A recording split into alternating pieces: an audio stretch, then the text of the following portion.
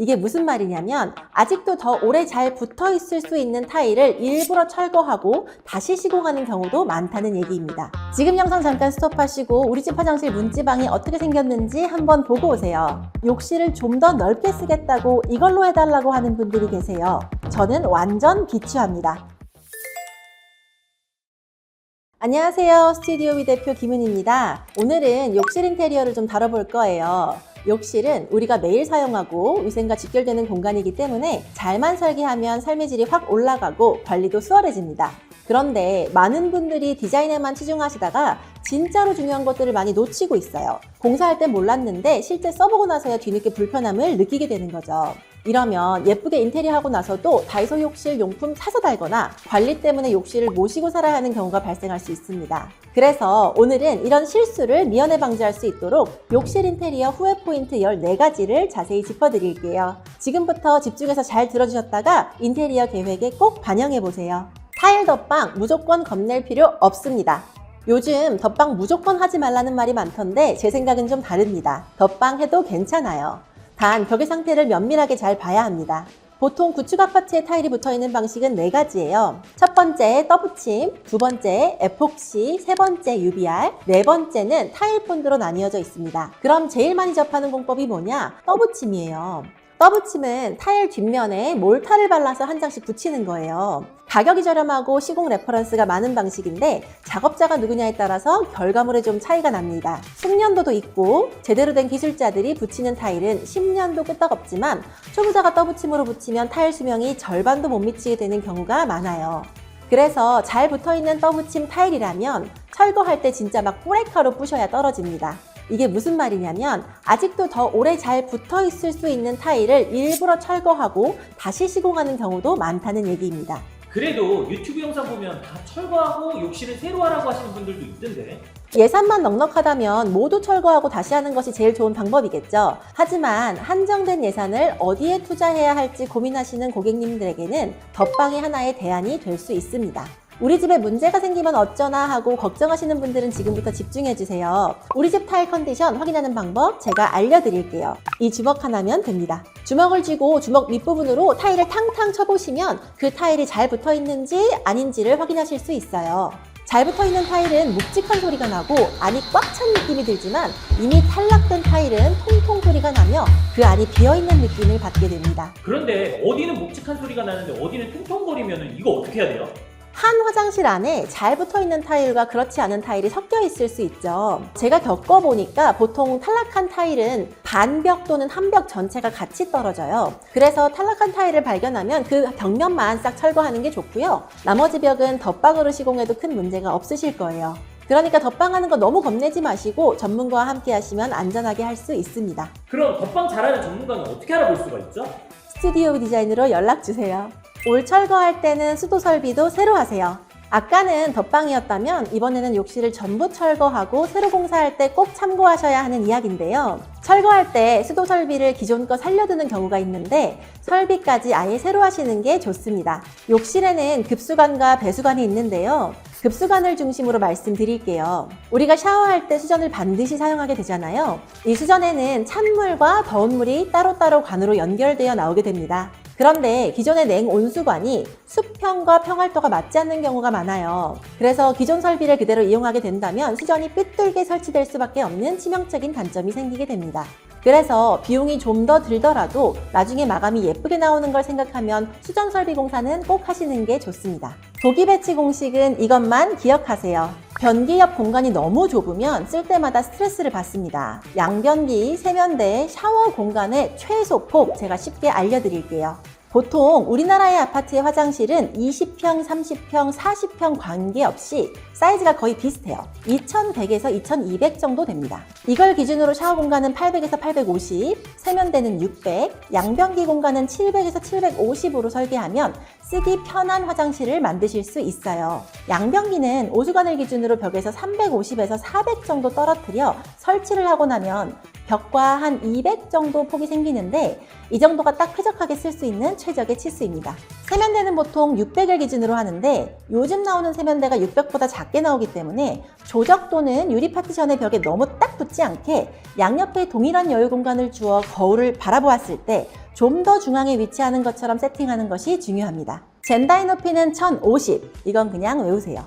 요즘에는 세면대 높이를 좀 올리는 추세예요. 850부터 900 정도까지 보통 많이 하시는데 젠다이 높이가 낮으면 세면대를 높일 수가 없습니다. 예전 우리나라 아파트는 보통 800으로 세면대가 낮게 설정되어 있었는데 요즘은 850까지 올라왔어요. 평균 신장이 커지면서 세면대 높이도 점점 높아지는 거죠. 그런데 이렇게 세면대의 높이가 높아지면 세면대의 후면과 맞닿아 있는 젠다이의 높이도 같이 높아져야겠죠? 그래서 젠다이의 높이를 1050으로 하라고 말씀을 드리는 거예요. 일반적인 화장실 천장 높이가 2250 정도라고 했을 때 젠다이 높이를 1050으로 설정을 하면 젠다이부터 천장까지의 높이는 1200 정도가 됩니다. 거울장의 높이가 보통 800 정도가 되는데 이걸 상부에 넣어도 거울장 하단과 젠다이 사이 공간이 250에서 300 정도 여유가 생기는 거죠. 이렇게 상부장과 젠다이 사이 공간도 충분히 확보를 해둬야 칫솔이나 치약 같은 욕실에서 필요한 물품들을 문제없이 올려둘 수 있습니다. 욕실 문턱, 이렇게 하면 화장실이 더 넓어집니다. 지금 영상 잠깐 스톱하시고 우리 집 화장실 문지방이 어떻게 생겼는지 한번 보고 오세요. 아마 일반 방문과 다를 거예요. 흔히 화장실 문지방에는 도어실이라고 하는 인조석이나 오닉스로 된 제품이 단차가 있는 형태로 시공이 되어 있거든요. 이 두께가 넓을수록 좀 투박해 보여요. 이럴 때 거실 마루를 단차 없이 쭉 욕실 문틀까지 끌고 들어오고 인조 대리석으로 재료 분리를 해주면 훨씬 깔끔하고 세련되게 마감할 수 있습니다. 문 자체도 마루 쪽으로 좀 가깝게 시공할 수 있어서 문을 여닫는 반경이 시작되는 지점이 실내로 이동하게 되는 거죠. 그만큼 활용할 수 있는 욕실 내부 공간도 넓어져서 수건거리라든지 이런 문 반경에 걸릴 수 있는 욕실 기물의 위치를 좀 더 효율적으로 배치할 수 있습니다. 욕실 조명 배치는 이렇게 하세요. 감성적인 욕실을 위한 조명 배치 꿀팁 지금부터 알려드릴게요. 첫 번째는 간접 조명으로 분위기를 살리는 건데요. 샤워 공간 끝 천정 벽이나 욕실장 하부에 은은한 빛을 더해주면 공간이 훨씬 무드 있어 보입니다. 두 번째는 다운라이트 활용법이에요. 크기는 1.5인치 정도의 작은 집중형 다운라이트를 배치해도 충분하고요. 욕실을 모두 다운라이트로 하는 것보다 간접 조명과 섞어 사용하는 것이 좋습니다. 다만 위치를 잘못 잡아서 인테리어 후에 눈이 부시다거나 어둡게 느껴져서 후회하시는 분들이 계세요. 다운라이트 위치는 기본적으로 세면대 위, 변기 위, 샤워부스에 각각 하나씩 총 3개를 설치하는 것이 좋고요. 만약 어둡다고 느껴지면 맞은편에 하나씩 더 추가해도 좋습니다. 세 번째는 색온도 통일입니다.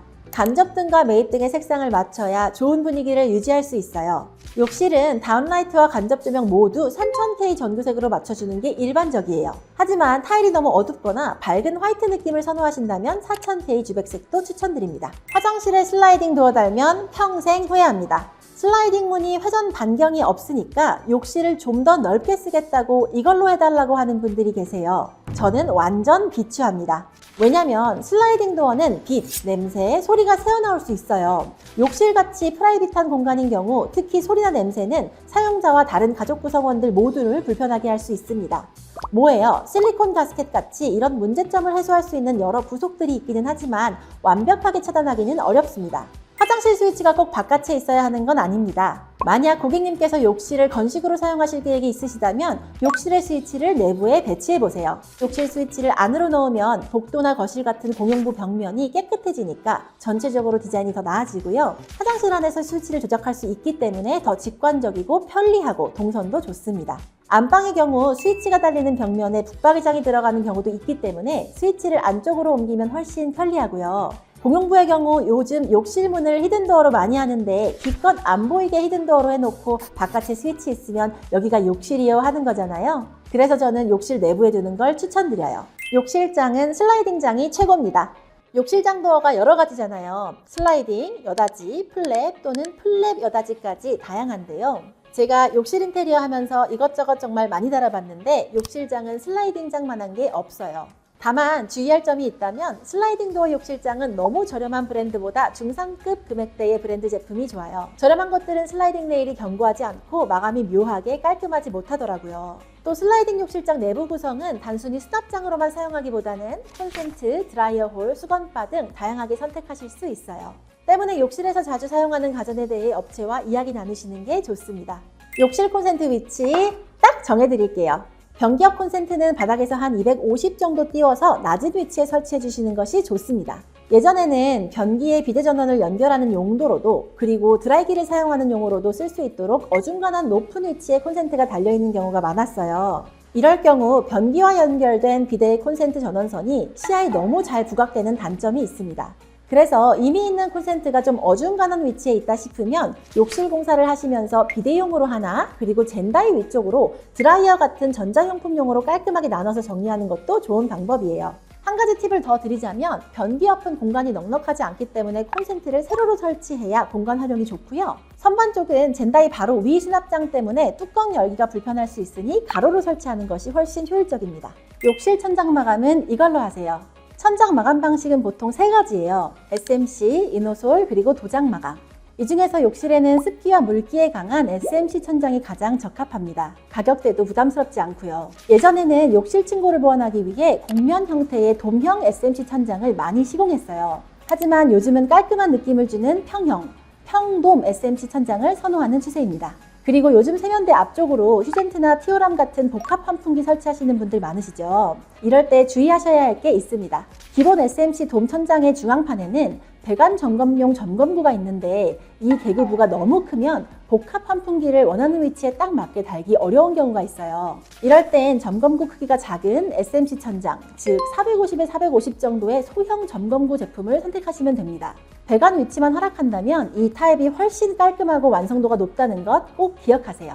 조정 욕조 해도 됩니다. 조정 욕조가 물이 빨리 식는다, 딱딱하다, 누수난다 뭐 이런 이유로 요즘 꺼리는 경우가 많은 것 같은데요. 저는 조정 욕조 해도 된다고 봅니다. 저 같은 경우 온전히 몸을 다 담아서 반신욕하기에 일반적으로 나오는 750폭의 욕조가 너무 작습니다. 저 같은 사람은 조정 욕조로 욕조의 사이즈를 직접 커스텀하는 게 더 좋다고 생각해요.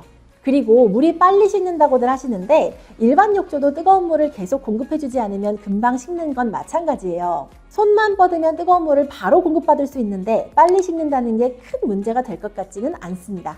굳이 단점을 꼽자면 타일의 각진 모서리 형태와 비울림이 없는 등받이 경사가 다소 불편하게 느껴지실 수 있다는 점인데요. 생각해보면 우리가 욕조가 있다고 해도 매번 물 받아서 몸 담그는 것보다 서서 샤워 공간처럼 사용하시는 횟수가 더 많아요. 일반 욕조는 약간 굴곡이 있지만 조정 욕조는 바닥이 평평하기 때문에 필요할 때 편하게 서서 샤워할 수 있고 피로를 풀어야 할 때는 물을 받아서 바로 근사한 욕조로 활용할 수 있기에 장점이 있다고 생각합니다. 모자이크 타일 흰색 줄눈 조합 최악입니다. 제가 욕실 인테리어에서 제일 말리고 싶은 건 모자이크 타일이에요. 그 다음 하지 말라고 말씀드릴 게 흰색 줄눈을 쓰는 건데 이 두 가지를 조합하면 정말 최악입니다. 만약 건식 욕실이라면 물 쓸 일이 그리 많지 않아 물때가 생길 일도 적기 때문에 모자이크 타일 하셔도 됩니다. 하지만 일반적으로 샤워 하루에도 한두 번씩 하고 환기 및 청소도 주기적으로 챙기며 관리해야 하는 욕실은 금방 핑크색 물때가 생기죠. 이때 모자이크 타일로 시공된 화장실은 관리의 난이도가 상당히 높아집니다. 여기에 모자이크 타일 사이사이 줄눈이 흰색이다. 금방 오염되는 흰색 줄눈이 매일매일 스트레스가 될 수 있어요. 가능하다면 줄눈은 타일과 거의 비슷하거나 반톤 어두운 색상을 사용하시는 게 좋고요. 예산이 허락한다면 시멘트 계열이 아닌 에폭시 계열의 줄눈을 쓰세요. 내구성이 높고 관리 난이도가 낮기 때문에 오랫동안 만족스럽게 욕실을 사용하실 수 있습니다. 그리고 에폭시 줄눈은 마페이 쓰세요. 여러 브랜드 써보고 추천드리는 제품입니다. 욕실 스프레이건 꼭 넣으세요. 욕실 청소할 때 스프레이건이 얼마나 편한지 써본 분들 다 아시죠? 다른 나라와 달리 습식으로 욕실을 사용하고 주기적으로 물 청소하게끔 설계된 우리나라 욕실에는 스프레이건만한 청소도구가 없습니다. 그런데 종종 싸구려 스프레이건이 터져서 물난리가 되는 이슈 때문에 불안해하시거나 평소에는 밸브를 잠궜다가 사용할 때만 밸브를 풀어야 하는 불편함을 참고 사용하시는 분들도 있는데요. 제가 딱 정해드릴게요. 일단은 스프레이건의 형태가 돼지꼬리 모양인 제품인 게 좋아요. 스프링 형태가 아닌 것들은 줄이 욕실 바닥에 질질 끌리기 때문에 관리가 어렵고 지저분합니다. 제가 지난번에 쇼츠로 보여드렸던 스프레이건 모델명 많이들 궁금해 하시더라고요. 매그드레인사의 로얄 제트 스프레이건인데 저는 이거 강력 추천드립니다. 이게 약 7만 원대로 이 제품군에서는 가격대가 좀 있는 편이지만 정말 그 값어치를 톡톡히 하는 것 같아요. 특히 물 분사를 트리거건 형태로 눌러서 하는 것이 아니라 스프레이건 손잡이 뒤에 달린 스위치를 눌러서 켜고 또 눌러서 분사를 중단할 수 있어서 너무 좋아요. 급수건에서 스프레이건 연결이 헐거워서 갑자기 물날 일이 나는 일이 없고 거치대가 자성을 띠고 있어서 건에 토수구를 가져다 대면 착 달라붙는 등 장점이 아주 많은 제품입니다. 오늘 영상 어떻게 보셨나요?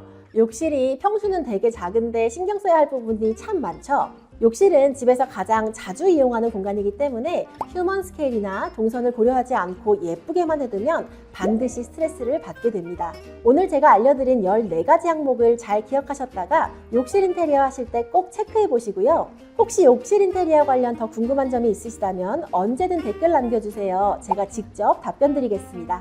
끝까지 시청해주셔서 감사합니다. 지금까지 스튜디오 위 대표 김은희였습니다.